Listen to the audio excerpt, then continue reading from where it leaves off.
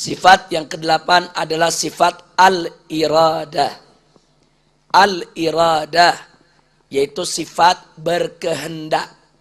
Nah, yang dimaksud iradah di sini adalah sifatun qadimah qaimah bidzatihi subhanahu wa ta'ala. Yaitu suatu sifat yang juga qadimah, bukan sifat yang baru. Semua sifat-sifat yang dimiliki oleh Allah itu qadimah, bukan sifat yang baru. Nah, sifat yang qadimah yang ada di dalam zat Allah subhanahu wa ta'ala, yang mana dengan sifat ini maka bagi Allah bisa untuk melakukan apa saja yang diinginkannya sesuai dengan kehendaknya. Makhluk yang ini Allah ciptakan bagus, makhluk yang ini Allah ciptakan kurang bagus. Itu Allah punya hak. Makhluk yang ini Allah ciptakan tinggi, makhluk yang ini Allah ciptakan pendek, yang ini Allah jadikan suku anu, yang ini Allah jadikan suku ini, yang ini Allah ciptakan dilahirkan oleh ibunya di negeri yang ini, yang satu di negeri yang lain. Tidak ada satu pihak pun yang boleh mengatur Allah atau yang bisa mengatur Allah di dalam soal kehendaknya. Jadi Allah maha berkehendak. Nah, kehendak itu, iradah itu adalah sifat qadimah yang ada di dalam zat Allah subhanahu wa ta'ala. Dan sebagaimana sudah kita sebutkan tadi, ada wahdatus sifat, yaitu sifat Allah itu tidak ada yang bersekutu di dalamnya. Jadi kalau kita bicara kehendak, Allah punya kehendak, manusia juga punya kehendak. Tapi kehendak manusia dengan kehendak Allah berbeda. Kehendak Allah tidak ada yang sepertinya. Kehendak Allah tunggal, esa, tidak ada yang sepertinya, tidak ada yang sebanding, yaitu dengan Allah punya kehendak. Makanya kadang-kadang kita suka menyebutkan uridu turidu walakinallaha fa'allu lima yurid. Jadi uridu turidu, aku ingin, engkau ingin, walakinallaha, akan tetapi Allah fa'alul lima yurid. Allah yang pasti akan melakukan apa yang dikehendakinya. Jadi bukan kita punya kemauan. Uridu turidu, aku ingin, engkau juga ingin. Nah, tapi yang keinginannya akan berlaku keinginan siapa? Keinginan Allah, bukan keinginan saya, bukan keinginan Anda. Nah, jadi ingat itu, uridu turidu walakinallah fa'alul lima yurid. Aku ingin, Anda ingin, akan tetapi Allah subhanahu wa ta'ala akan melakukan, yaitu berbuat apa yang dikehendakinya, bukan atas kehendak kita semua. Nah, ini ayat-ayat Al-Quran diuraikan di sini, ya, semuanya menunjukkan bagaimana mutlaknya Allah punya kehendak, bagaimana mutlaknya Allah punya masyiah, bagaimana mutlaknya keinginan Allah subhanahu wa ta'ala. Tidak ada seorang makhluk pun, satu pihak pun yang bisa mencegah Allah punya kehendak tersebut. Nah, di sini kita berhenti sejenak bicara tentang kehendak Allah ini. Muncul persoalan, perdebatan yang cukup lama sekali, yaitu perdebatan antara kaum Jabariyah dan Qadariyah, di mana kaum Jabariyah berdasarkan keimanannya kepada persoalan al-iradah ini meyakini bahwa segala sesuatu yang ada di alam semesta ini, termasuk semua perbuatan manusia, sudah diatur oleh Allah dengan kehendaknya. Sehingga menurut kaum Jabariyah, al-insan itu, manusia itu majbur, sudah terpaksa melakukan apa saja yang dilakukannya tanpa punya hak pilih. Dia mau baik, dia nggak baik, dia nggak punya hak pilih. Semuanya sudah ditentukan oleh Allah subhanahu wa ta'ala. Majbur. Inilah yang disebut pemikiran Jabariyah. Nah, mereka punya dalil ayat-ayat Al-Quran tentang mutlaknya kehendak Allah, tentang mutlaknya keinginan Allah, seperti ayat-ayat yang kita baca tadi. Itu yang mereka jadikan dalil. Sementara ada kelompok lain lagi sebaliknya. Nah, jadi mereka mengatakan bahwa manusia ini punya kekuasaan dan kehendak untuk mengatur dirinya. Jadi tidak diatur oleh Allah Subhanahu wa ta'ala. Manusia itulah yang menentukan takdirnya, yang menentukan keinginannya, yang menentukan dia mau jadi baik atau menjadi tidak baik. Jadi mutlak manusia itu adalah penentu daripada apa yang diinginkannya. Mereka punya dalil juga ayat-ayat Al-Quran. Di antaranya mereka punya dalil yaitu ayat yang berbunyi innallaha la yughayyiru ma biqaumin hatta yughayyiru ma bi anfusihim. Yaitu Allah tidak akan merubah apa yang ada di suatu kaum sehingga kaum itu sendiri yang merubah apa yang ada di diri mereka. Jadi bukan Allah yang atur. Allah akan merubah kalau manusianya mau berubah. Kalau manusianya sudah berusaha untuk berubah, berarti manusia yang menentukan. Manusia yang menentukan apakah dia berubah atau tidak berubah. Nah, jadi saudara, berkenaan dengan ini, Ahlus Sunnah wal Jamaah tidak ikut Jabariyah dan tidak juga ikut Qadariyah. Nah, cuma ada tuduhan, biasanya datangnya dari kalangan Syiah yang lebih cenderung kepada pendapat Mu'tazilah yang beraroma Qadariyah. Mereka menuduh bahwa Asy'ariyah itu Jabariyah. Jadi jangan kaget kalau nanti ada tuduhan dari kalangan lain, mereka mengatakan bahwa Ahlus Sunnah itu masuk Jabariyah.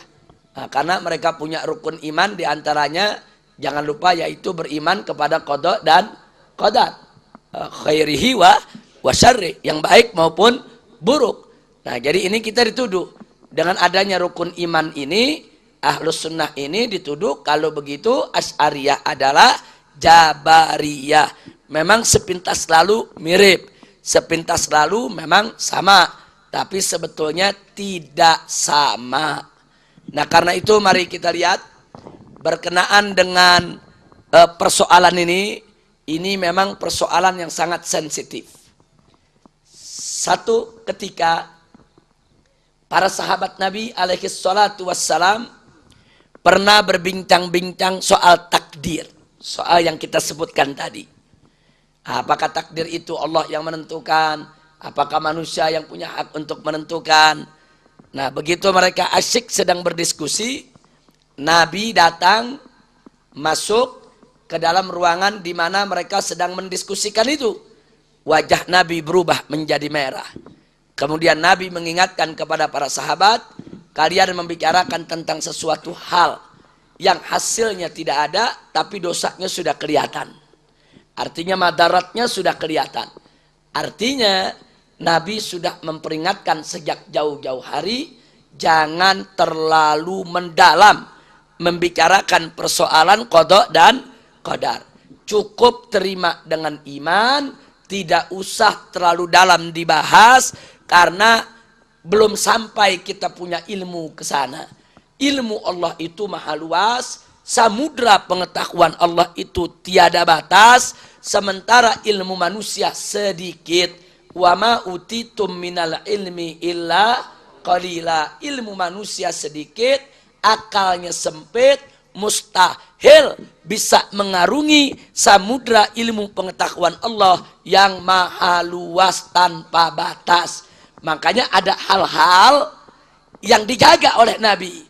Yang ini nggak usah dibahas, yang ini nggak usah didalami, karena memang ada hal-hal yang manusia nggak mampu untuk mengarunginya. Nah, jadi perhatikan baik-baik itu. Nah, bahkan di dalam Al-Quran Allah memberikan tuntunan kepada Nabi. Ketika ada rombongan orang-orang bertanya kepada Nabi, wa yas'alunaka 'anir ruh. Nah, mereka bertanya kepada engkau ya Muhammad tentang ruh. Lalu apa Allah katakan kepada Nabi? Qulir ruh min amri Rabbi. Katakan ya Muhammad, ruh itu urusan Tuhanku. Saya mau tanya, kalau Allah mau kasih Nabi bisa ngejawab, bisa tidak? Kalau Allah kasih jawabannya, jawab begini ya Muhammad, roh itu begini, begini, begini, begini. Bisa, saudara. Tapi ternyata dalam jawaban tadi Allah menyatakan kepada Nabi, jawab kepada mereka. Katakan, roh urusan Tuhanku. Selesai. Artinya di sini ada pelajaran buat kita. Ada hal-hal yang cukup kita serahkan kepada Allah. Bukan tugas kita untuk mengorek-ngorek begitu dalam yang nantinya kita tidak sampai kepada maksud yang kita inginkan. Justru akhirnya keimanan kita yang menjadi goyang. Na'udzubillah min dalik. Salah satunya persoalan yang kita mesti hati-hati soal qada dan qadar. Nah, sekarang mari kita lihat Al-Imam Abul Hasan Al-Asy'ari, bagaimana sikapnya terhadap Jabariyah dan Qadariyah. Cukup sangat luar biasa untuk kita simak. Jadi kepada kalangan Qadariyah, beliau mengatakan, antum musibun. Kalian ini semua benar. Kalian mengatakan manusia menentukan, punya kuasa untuk menentukan jalan hidupnya. Kalian ini benar. Kalian tidak salah. Benar apa yang kalian yakini. Tapi jangan sekali-kali keyakinan kalian tadi menafi kekuasaan dan kehendak Allah. Begitu kalian menafi kekuasaan dan kehendak Allah, maka kalian sudah menyimpang dari jalan yang benar. Anda bisa lihat bagaimana cara Imam Abul Hasan Al-Asy'ari menyikapi suatu pendapat, tidak langsung mengatakan Anda salah, Anda sesat, Anda kafir. Enggak, Anda benar. Anda benar. Kalau yang Anda maksud, ini Al-Jabariyah ini. Kalau yang Anda maksud, Allah itu maha adil, Allah itu maha baik, memberikan hak pilih kepada hambanya untuk milih jalan hidupnya. Anda benar. Karena memang Allah maha adil. Karena Allah memang maha baik. Anda benar. Tapi jangan Anda tolak kalau Allah itu maha kuasa dan maha berkehendak untuk menentukan daripada nasib makhluknya. Selama Anda tidak tolak itu, Anda benar. Tapi begitu Anda tolak, Anda sudah menyimpang. Lihat cara jawab yang arif dan bijak.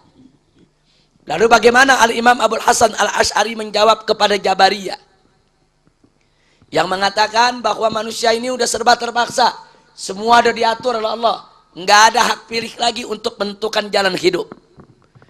Dikatakan oleh Al-Imam Abul Hasan Al-Asy'ari, antum musibun. Kalian juga benar. Kalian juga benar. Kalau yang kalian maksud bahwa Allah itu maha kuasa menentukan nasib hambanya. Kalau yang kalian maksud Allah itu maha berkehendak untuk menentukan nasib hambanya.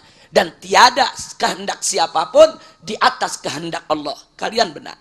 Tapi jangan sampai keyakinan kalian tadi mengingkari keadilan Allah, kebaikan Allah yang memberikan hak pilih kepada si hamba untuk menentukan jalan hidupnya. Subhanallah. Anda bisa lihat sikap Al-Imam Abul Hasan Al-Asy'ari. Saya tanya, sikap begitu arif tidak? Bijak tidak? Tapi dari sini kita kan sebetulnya mestinya udah bisa ngambil tuh. Akidah Asy'ari kemana tuh? Jadi ada bagian Jabariyah yang diambil, ada bagian Qadariyah yang diambil. Tapi pada saat yang sama ada bagian Jabariyah yang ditolak, ada bagian Qadariyah yang ditolak. Itulah mazhab Ahlus Sunnah wal Jamaah. Artinya akidah Asy'ariyah itu, kalau kita bicara tentang kehendak Allah seperti yang barusan kita bahas, al-iradah. Kalau kita bicara kekuasaan Allah seperti yang sudah kita bahas, al-qudrah. Jadi qadiran muridan. Kalau kita bicara tentang kehendak dan kekuasaan Allah, maka kita wajib mengakui bahwa seluruh makhluk termasuk manusia ada di bawah kekuasaan dan kehendak Allah, dan tidak ada satu kehendak pun yang ada di atas kehendak Allah Subhanahu wa taala. Wajib kita imani. Terima. Allah maha berkehendak, Allah maha kuasa. Allah bisa melakukan apa saja yang diinginkannya. Kita tidak punya kuasa apapun untuk berbuat tanpa izin Allah subhanahu wa ta'ala. Tapi pada saat yang sama, manakala kita bicara tentang keadilan Allah, kebaikan Allah, kelembutan Allah subhanahu wa ta'ala. Karena Allah itu Al-Adlu, salah satu namanya, maha adil. Wahuwal latiful wadud. Allah itu maha lembut, Allah itu maha baik, Allah itu maha santun. Nggak mungkin Allah itu memaksa, nggak mungkin Allah itu memperlakukan hamba-hambanya dengan tidak adil. Oleh karenanya, berdasarkan keadilan Allah, kelembutan Allah, kebaikan Allah, kesantunan Allah, kita juga mesti yakin dan wajib yakin bahwa kita diberikan hak oleh Allah untuk memilih jalan hidup kita. Makanya Allah katakan dalam Al-Quran, وَمَنْ شَاءَ فَلْيُؤْمِنْ وَمَنْ شَاءَ فَلْيَكْفُرْ. Bagi yang mau beriman, berimanlah. Bagi yang mau kufur, kufurlah. Artinya apa? Di situ ada masyiah yang Allah berikan kepada manusia. Nih, kehendak buat kamu, pilih jalan. Nah, kita punya hak pilih, itu pun kehendak Allah. Kalau Allah tidak berikan itu hak, mana mungkin kita dapat? Kalau Allah tidak berikan kepada kita sedikit kehendak untuk bisa kita memilih jalan hidup kita, mana mungkin kita dapat? Nah, inilah akidah yang diyakini oleh kalangan Asy'ariyah. Jadi dua sisi ini tidak boleh kita tolak. Makanya kalau kita bicara tentang kekuasaan Allah, mutlak kita harus terima. Allah yang menentukan segala sesuatu. Kita beriman tentang qada, qadar, khairihi wa syarrihi, nu'min bihi. Selesai. Tapi kalau kita bicara tentang keadilan Allah, kita juga mesti mengakui bahwa Allah memberikan kita hak pilih untuk menentukan jalan hidup kita, saudara. Sehingga kita tidak menyalahkan Allah manakala kita yaitu berbuat tidak baik. Jangan sampai orang berbuat maksiat kemudian dikatakan ini takdir. Saya jadi penjuri, takdir Allah. Saya jadi pelacur, takdir Allah. Karena semua sudah ditentukan oleh Allah. Na'udzubillah min dzalik. Jadi kalau orang jadi Jabariyah, konsekuensinya begitu. Kalau dia jadi Jabariyah, konsekuensinya seperti itu. Bahwa semua maksiat yang dia lakukan akan dia salahkan kepada Allah subhanahu wa ta'ala. Na'udzubillah min dzalik. Nah, oleh karenanya kita ikuti apa yang pernah diarahkan oleh Nabi. Jangan terlalu masuk mendalam kalau bicara tentang qada dan qadar. Karena kalau kita masuk terlalu mendalam, kita tidak akan sampai ke tujuan, kesesatan kita sudah berada di depan mata. Na'udzubillah min dzalik. Nah, oleh karena itu Al-Imamul Ghazali radhiyallahu taala anhu di dalam kitab Ihya Ulumuddin, pada saat beliau bicara tentang takdir, ada ungkapan yang menarik. Jadi beliau ditanya, bagaimana ini tentang takdir? Tentang adanya perbedaan pendapat, ada Jabariyah, ada Qadariyah yang bicara tentang takdir. Apa dijawab oleh Imam Ghazali? Manusia yang membicarakan soal takdir diumpamakan seperti satu kampung yang penduduknya orang-orang buta. Satu kampung semuanya buta. Kemudian kita bawa seekor gajah ke kampung tersebut. Kita berikan waktu yang sedikit saja kepada setiap penduduk di kampung tersebut untuk berkenalan dengan gajah. Satu-satu. Tapi sedikit waktu yang diberikan. Yang pertama maju, dia peganglah gajah, yang dia pegang gadingnya. Yang kedua, yang dia pegang buntutnya. Yang ketiga, yang dia pegang telinganya. Yang keempat, yang dia pegang kakinya. Dan seterusnya. Selesai itu, tanyakanlah kepada penduduk kampung tersebut, apa itu gajah? Sementara seumur hidup mereka tidak pernah melihat gajah. Dan tidak mendengar apa itu gajah. Kali ini mereka dibawakan seekor gajah, disuruh kenalan. Mereka raba itu gajah. Saya mau tanya, kira-kira jawaban mereka tentang gajah sama atau beda-beda? Yang satu ditanya, apa itu gajah? Dia bilang, oh gajah itu licin, keras, ujungnya tajam. Kenapa dijawab begitu? Karena dia pegang gading. Yang satu lagi, kalau menurut Anda bagaimana? Ah enggak, gajah enggak begitu. Yang saya lihat, yang saya pegang tadi gajah itu lembek, lebar. Lembek, lebar, kayak kipas. Kenapa dijawab begitu? Karena dia pegang telinganya. Yang satu lagi tolak, nggak bisa. Kalian dua salah. Gajah itu nggak begitu. Gajah itu berbulu, berambut, kecil. Kenapa? Yang dipegang buntutnya. Yang satu lagi ngotot, kalian salah semua. Gajah itu besar. Saya peluknya aja hampir nggak nyampe. Kenapa dijawab begitu? Yang dipegang kakinya yang gede. Nah, Imam Ghazali bilang, orang-orang buta tadi tidak salah dalam mendefinisikan. Enggak salah, semuanya benar. Cuma hanya benar dari satu sisi. Jadi yang mengatakan gajah itu licin, tajam, keras, betul dari sisi gadingnya. Yang mengatakan gajah itu lebar, lembek, seperti kipas, dia juga betul dari sisi telinganya. Yang bilang gajah itu berbulu kayak kunciran, kecil, dia juga betul karena dia pegang buntutnya. Yang mengatakan gajah itu besar seperti tiang, dia juga betul karena yang dipegang kakinya, dan seterusnya. Tapi kalau semua ini digabung, jadi gak definisi gajah? Maka itu kata Imam Ghazali, kenapa harus merasa benar sendiri? Kenapa mesti jalan sendiri-sendiri? Jadi Jabariyah benar dari satu sisi. Qadariyah juga benar dari satu sisi. Salahnya Qadariyah, dia menafi. Yaitu menafi hal yang tidak boleh dinafi. Dia ingkari hal yang gak boleh diingkari.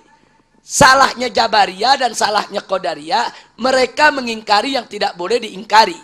Jabariyah mengingkari mutlak, Jabariyah mengingkari keadilan Allah, di mana Allah memberikan hak pilih. Qadariyah mengingkari, yaitu kekuasaan mutlak Allah dan mutlaknya kehendak Allah. Ini yang mereka salah. Jadi kalau mereka tidak ingkari itu, saudara, akan menjadi satu pendapat yang luar biasa. Itulah pemikiran dan pemahaman Ahlus Sunnah wal Jamaah. Dengan demikian jelas bahwa Ahlus Sunnah wal Jamaah bukan Jabariyah, bukan juga Qadariyah, tapi madhab yang tawassut, madhab yang ada di tengah-tengah, madhab yang tawazun, madhab yang seimbang. Alhamdulillahi Rabbil Alamin. Nah, sampai di sini dulu kita punya pelajaran tentang yaitu sifat-sifat Allah sampai yang ke-8. Mudah-mudahan manfaat untuk kita semua dan semoga membuat iman kita makin kuat kepada Allah, kita makin mengenal zat Allah sehingga kita tetap berada yaitu dalam akidah yang benar, akidah yang diridhai Allah dan Rasulnya. Amin ya Rabbal Alamin. Baik, selanjutnya saung Sayyidina Abu Bakar Siddiq. Ada punya pertanyaan? Saung Sayyidina Abu Bakar, saung Sayyidina Umar. Ya, silakan.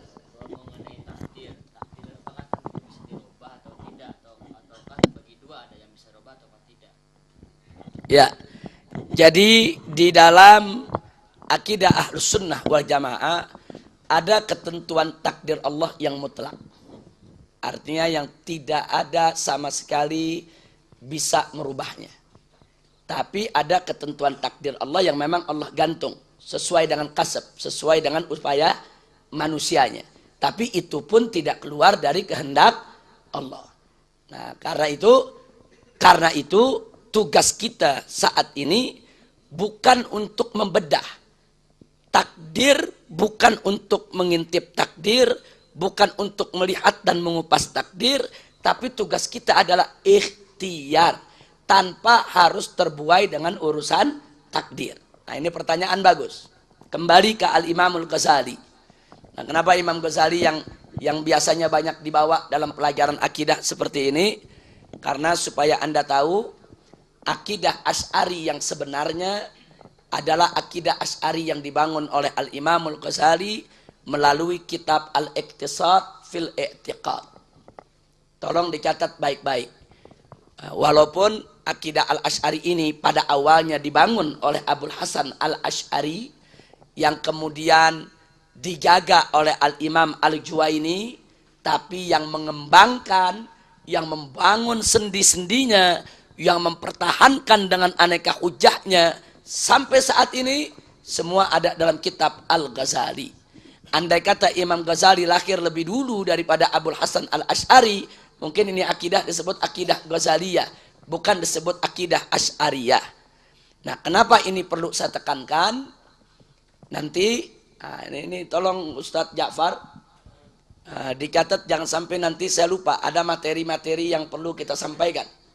Nanti salah satu materi kita pun, kita akan membahas tuduhan kaum Wahabi yang mengatakan kalau Imam Abul Hasan Al-Asy'ari sudah bertobat dari akidah Asy'ariyah yang dibangunnya sendiri.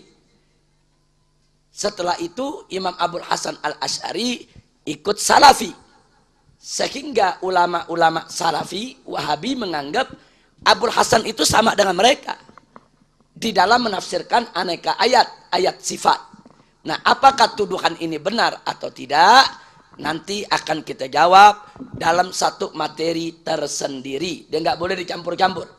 Nah, berarti kita harus kupas beberapa kitab karangan Abul Hasan Al-Asy'ari untuk membuktikan itu. Nah, makanya saya tekankan di sini. Terlepas daripada benar tidaknya. Andai kata benar. Imam Abul Hasan Al-Asy'ari keluar dari Asy'ariyah.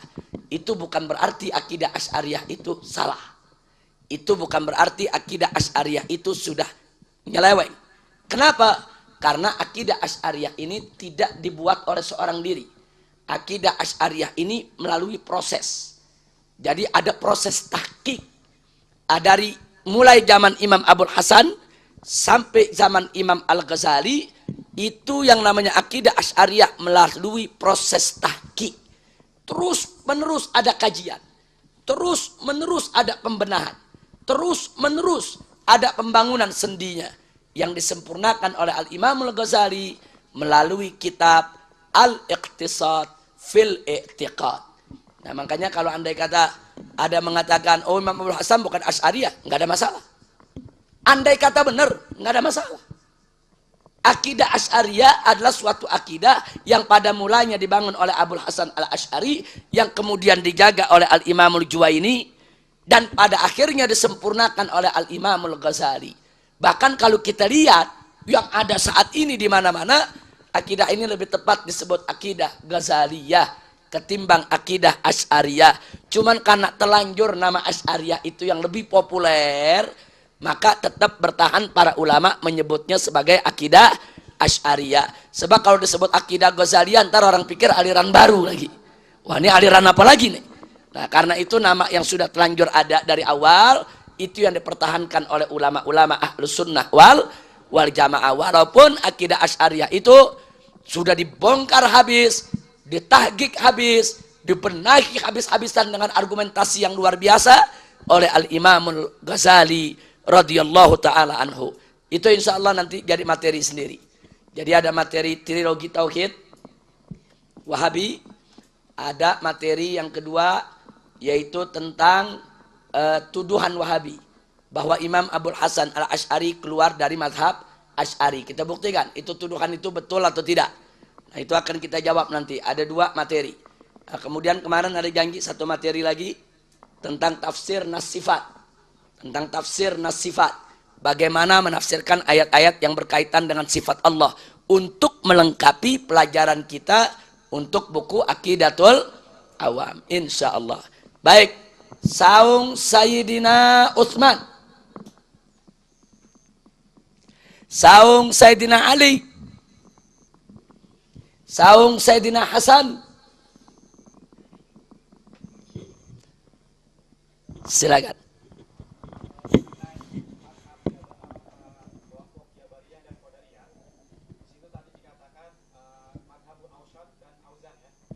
As'ari.